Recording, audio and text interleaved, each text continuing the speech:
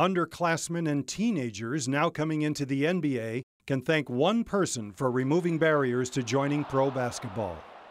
For example, when a college player leaves school early and goes to the NBA, he should send Dennis some money, because the format in college sports and the legal system that now allows players to leave school early was an outgrowth of the ABA, and the ABA, of course, was an outgrowth of Dennis Murphy.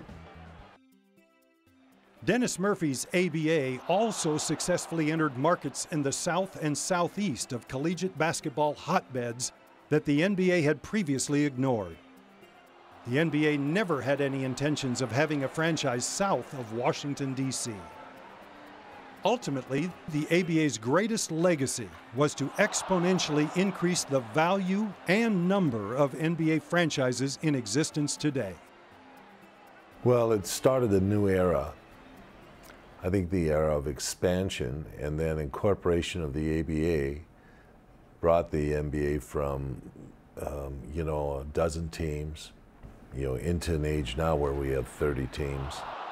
And we have a league now that's comprised of 30 teams, small markets, big markets. But I don't think that would have happened unless the ABA had been in existence. When I graduated college, there were only about 90 or 100 NBA players. And the ABA opened up those opportunities. Now, if you look at it, we have 450 players playing in the NBA. So there are a lot of quality kids that didn't get a chance to play early on in the NBA that certainly had the ability. They were recruiting the same kind of players.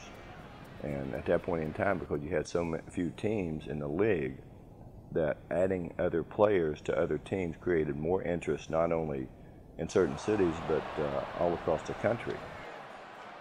Dennis Murphy, when he organized the ABA, franchises were selling in the National Basketball Association for $2, $3, $4 million. Today, one franchise probably is worth $300 or $400 million.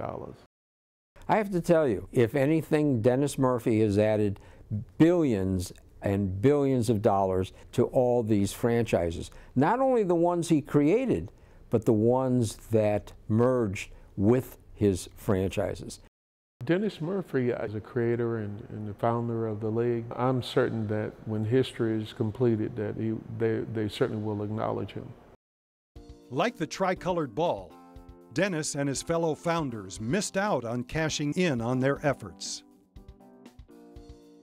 At that time, we were getting $25,000 a franchise, and we thought that was a lot of money. And it was. At that time, it was a lot of money. The smarter way to do it was to take $5,000 and get 10% of the teams. Can you imagine today what 10% of the teams that we were involved with? Can you imagine what the money would be today? One of the things that is really amazing about Dennis was he was never motivated by money. Look at the value of these franchises that he created in the NBA. They are worth billions of dollars today. Had Dennis early on taken a small ownership position in any of these franchises, he would have been one of the richest men in America today. Certainly, he was motivated by doing rather than owning.